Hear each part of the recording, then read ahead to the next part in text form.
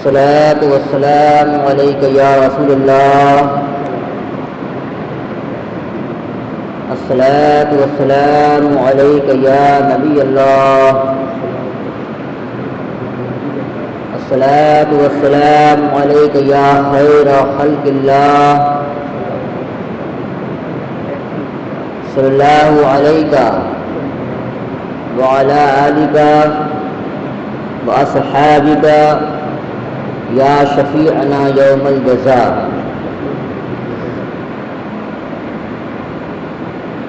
یہ نواں پارہ کا 11واں رکوع اور سورہ اعراف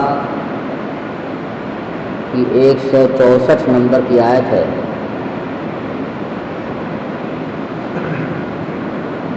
کل بیان ہوا تھا کہ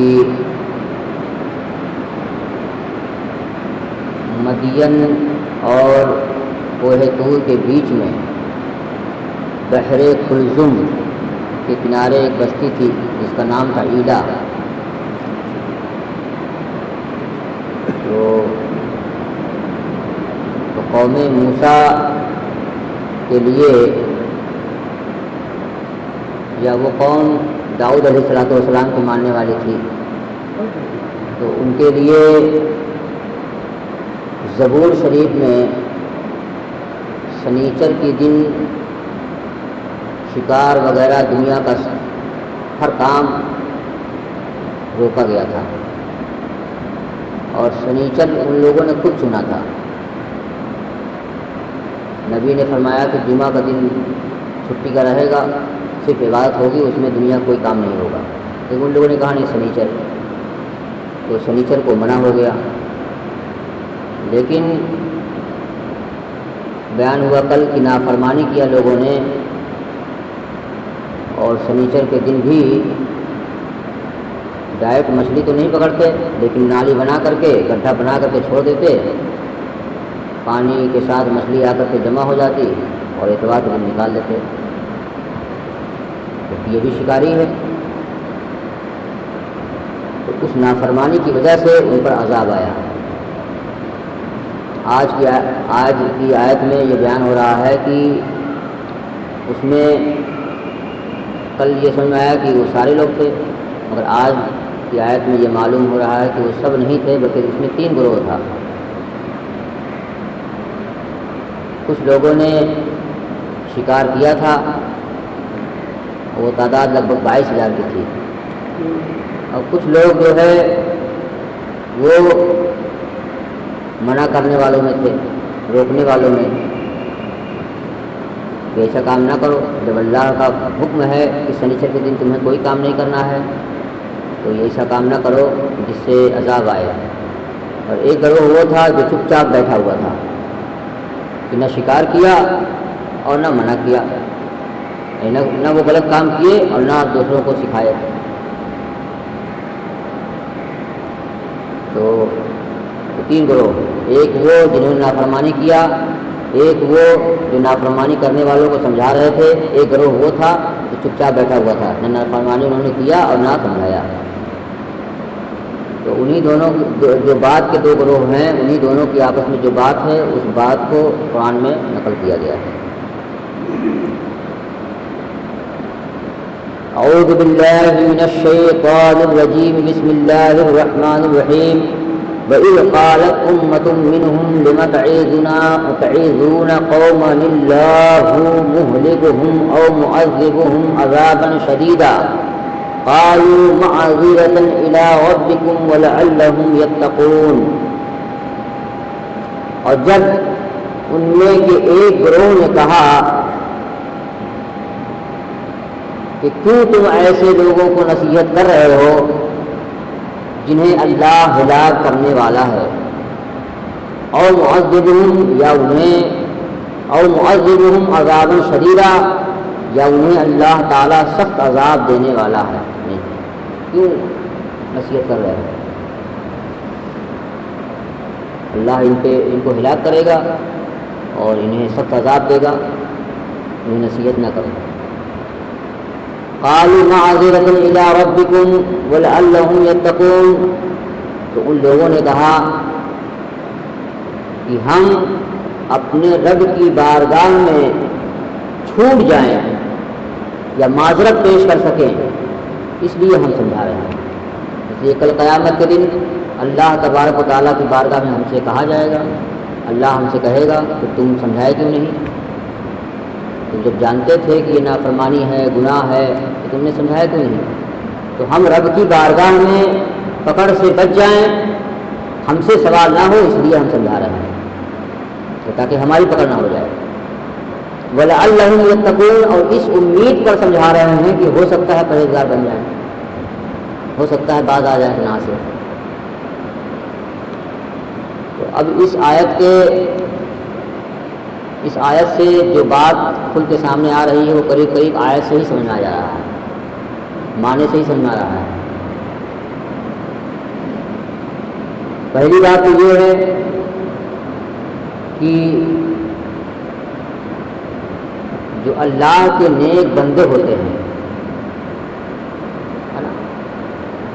جو اللہ کے متقی بندے ہوتے ہیں، مومن بندے ہوتے ہیں، پرہیزگار بندے ہوتے ہیں، ان کے منہ سے جو بات نکل جاتی ہے وہ پوری ہو جاتی ہے۔ ابھی عذاب تو بعد میں آیا،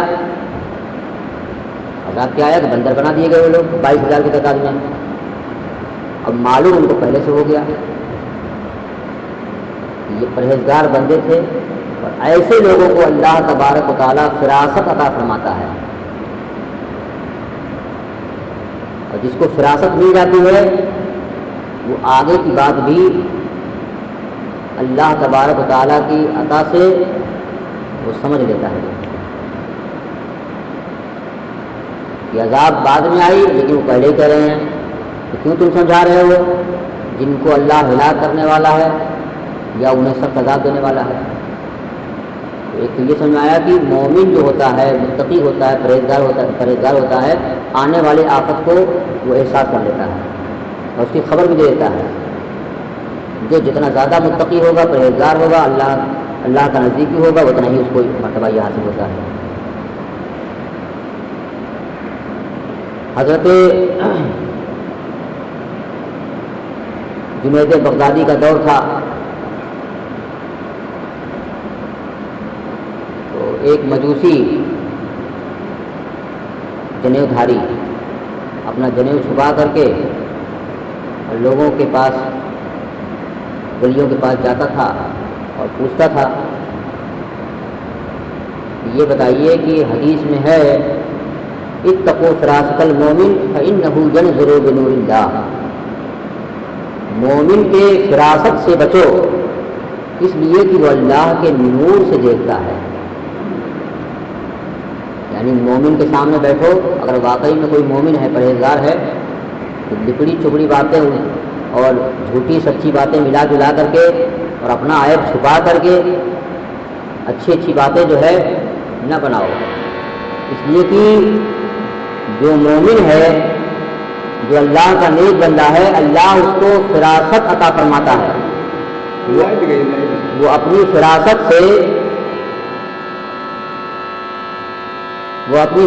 سے، اپنی دانائی سے، اپنی عقل سے سامنے والے کو جانچ لیتا ہے، سمجھ لیتا ہے، ہانپ لیتا ہے۔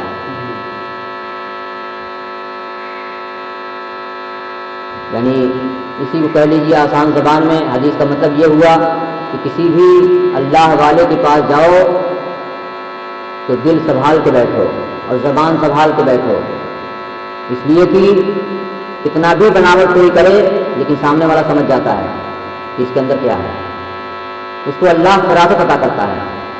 تو سارے ولیوں کے پاس جا رہا تھا، وہ پوچھ رہا تھا کہ اس حدیث کا معنی کیا ہے، تو معنی بتا دے، ہر ولی نے معنی بتا دے۔ اس کا معنی یہ ہے کہ مومن کی فراست سے بچو اس لیے کہ وہ اللہ کے نور سے دیکھتا ہے۔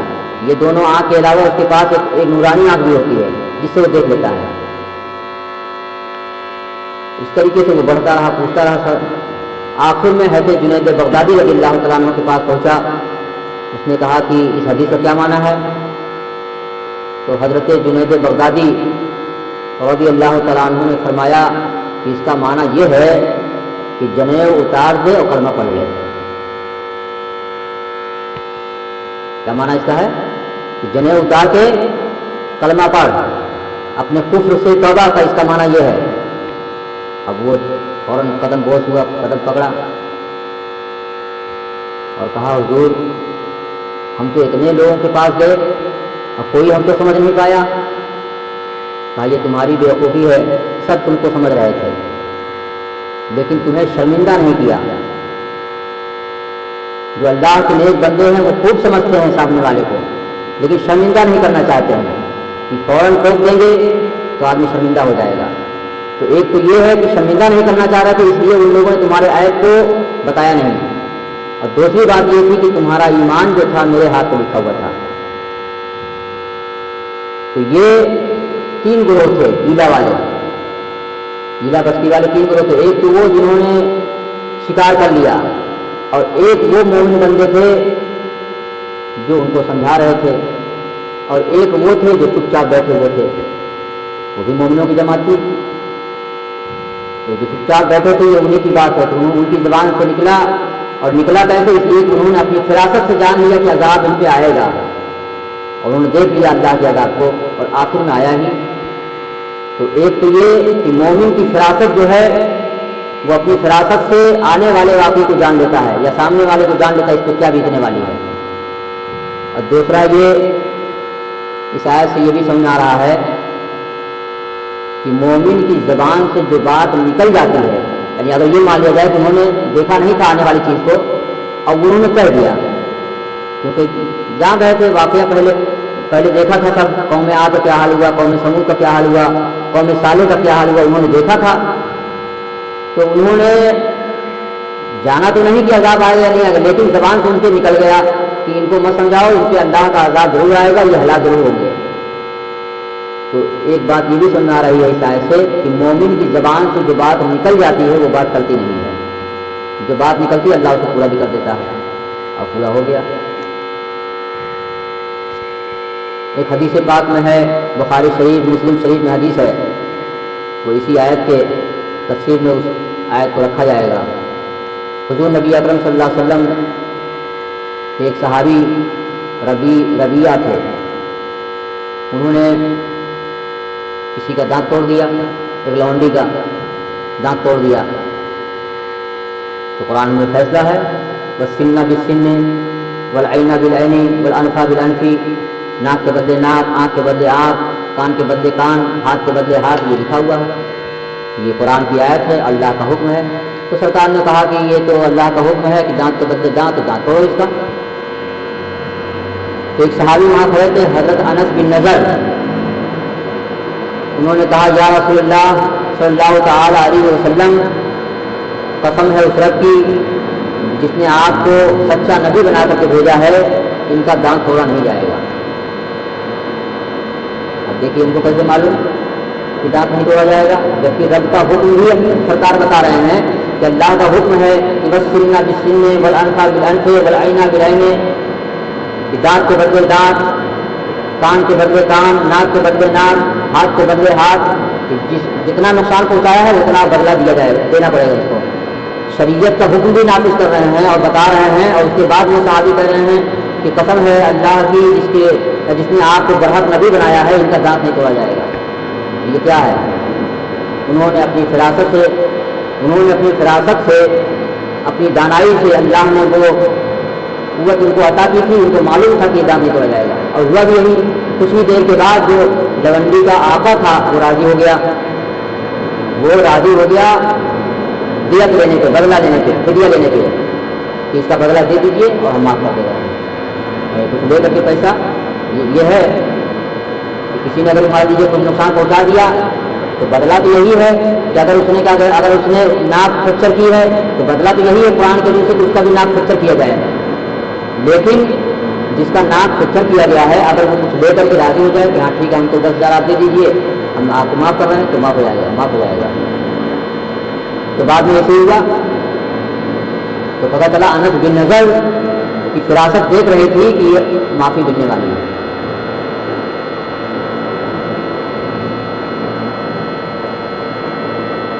اور دوسری چیز اس آیت سے یہ بھی ظاہر ہو رہا ہے کہ معذرتاً الی ربکم، جب انہوں نے کہا کیوں سمجھا رہے ہو، میں سمجھا رہے لوگوں کو، تو سمجھانے والے نے کیا جواب دیا کہ دو بات ہے. ایک بات یہ ہے کہ میں اللہ کے یہاں پکڑ سے بچ جاؤں، اور دوسری بات یہ ہے کہ ہمیں اللہ سے امید ہو سکتا ہے یہ لوگ پرہیزگار بن جائیں. تو اس آیت سے یہ سامنے آ گیا کہ کسی کو بھی کسی سے نا امید نہیں ہونا چاہیے. پوری زندگی حضور نبی اکرم صلی اللہ علیہ وسلم نے ابو جہل کو تبلیغ کیا، پوری زندگی ابو لہب کو تبلیغ کیا، جبکہ اس کے بارے میں قرآن میں نازل ہو چکا تھا ختم اللہ علی قلوبہم وعلی سمعہم، اللہ نے اس کے دل پہ مہر لگا دیا ہے، کان پہ مہر لگا دیا ہے، زبان پہ مہر لگا دیا ہے. ایک آیت میں ہے کہ اے میرے محبوب آپ ان کو ڈراؤ چاہے نہ ڈراؤ یہ سمجھنے والے نہیں ہیں. پوری آیت نازل ہو چکی تھی ان کے ایمان کے بارے میں کہ یہ سمجھنے والے نہیں ہیں، لیکن پوری زندگی سرکار تبلیغ کرتے رہے. اس آیت یہ بھی ظاہر ہو رہا ہے کہ اگرچہ یقین بھی ہو جائے کہ آدمی سمجھے گا نہیں، یہ ہماری بات مانے گا نہیں، اس کے بعد بھی تبلیغ کرنا چاہیے. کیوں کرنا چاہیے؟ اس لیے کہ تبلیغ کرنے کا ثواب ملے گا اس کو. ایک مریض لایا گیا، مریض کے بارے میں یقین ہے کہ مر جائے گا، لیکن ڈاکٹر تب بھی علاج کرے گا تو اس کو فائدہ ملے گا، اس کو فیس ملے گی، اس کو دوا پیسہ ملے گا. ایسا تھوڑا ہے کہ اس کو دوا کی پیسہ نہیں ملے گا یا اس کو فیس نہیں ملے گی. اگرچہ وہ مریض مرنے والا ہے، مر جائے گا، لیکن اس کے بعد بھی علاج کا پیسہ اس کو ملے گا، اس کو فیس ملے گی. تو کسی کے بارے میں آدمی مایوس ہو جائے کہ یہ آدمی بات نہیں مانے گا، لیکن تب بھی تبلیغ کرنا ضروری ہے. تبلیغ کرے اس لیے کہ تبلیغ کا ثواب اس کو ملے گا. اور دوسری بات یہ ہے کہ اس لیے بھی تبلیغ کرنا ضروری ہے کہ کل قیامت کے دن پوچھا جائے گا، کیا کہہ رہی ہے کہ معذرتاً الی ربکم، میں اس لیے تبلیغ کر رہا ہوں کہ میں اپنے رب کی بارگاہ میں پکڑ سے بچ جاؤں کہ رب یہ نہ کہہ دے کہ تم نے کیوں سمجھایا نہیں. تو سمجھانا ضروری ہے. اگر نہیں سمجھائے گا آدمی، اب ہم ہیں، ہم نے نماز پڑھ لیا اور اپنے بیٹے کو نہ سمجھائے، اپنے بچوں کو نہ سمجھائے، بہن کو نہ سمجھائے، پڑوسیوں کو نہ سمجھائے، تو اس کی پکڑ ہوگی قیامت کے دن کہ تم نے تبلیغ کیوں نہیں کیا، تم نے سمجھایا کیوں نہیں، سمجھایا کیوں نہیں، تم نے سدھارا کیوں نہیں. تم خاموشی سے آئے، نماز پڑھ لیے، خاموشی چلے گئے، پھر بیٹھ گئے کہتے گھر میں جا کر کے سمجھایا نہیں کسی کو. تو یہ نہیں ہے، ایسا نہیں ہے. معذرتاً الی ربکم، میں اس لیے سمجھا رہا ہوں کہ میں اپنے رب کی بارگاہ میں اس پکڑ سے بچ جاؤں اور معذرت پیش کر سکوں کہ اے پروردگار عالم، ہم چپ چاپ نہیں بیٹھے، ہم سمجھا رہے ہیں. اور تیسری اور ایک بات یہ بھی سمجھ آ رہی ہے کہ اس میں ایک گروہ وہ بھی تھا کہ جو خاموشی سے بیٹھا ہوا تھا اور ان پر کوئی عذاب نہیں آیا. تو یہ بھی جائز ہے کہ کوئی آدمی اگر مایوس ہو جائے، اتنا سمجھائے ماننے والے مانتے ہی نہیں ہیں، تو خاموش بیٹھ جائے، تو ایسا نہیں ہے کہ یہ بھی جائز ہے. لیکن جائز تو ہے مگر اسے کوئی اجر نہیں ملے گا. اور اس بات کا ڈر ہے کہ اللہ تبارک و تعالیٰ اس سے یہ پوچھے کہ تم خاموش کیوں بیٹھ گئے تھے. اس لیے کہ جب انبیاء کرام اولیاء کرام پوری زندگی تبلیغ کرتے رہے مایوسی کے باوجود، تو تم نے ان کا نقش قدم کیوں نہیں اختیار کیا. لیکن ہاں جائز ہے، اس وجہ سمجھ آ رہا ہے کہ عذاب انہیں لوگوں پہ آیا تھا جنہوں نے ہفتے کے دن شکار کیا تھا، مچھلی پکڑی تھی. ان لوگوں کو شکار نہیں آیا، جو سمجھانے والے تھے ان کو تو آنے ظاہر بات نہیں آئے گا. لیکن جو خاموش بیٹھے ہوئے تھے، خاموش بیٹھنے والوں کی بھی تھی، تو ان کو بھی عذاب نہیں آیا.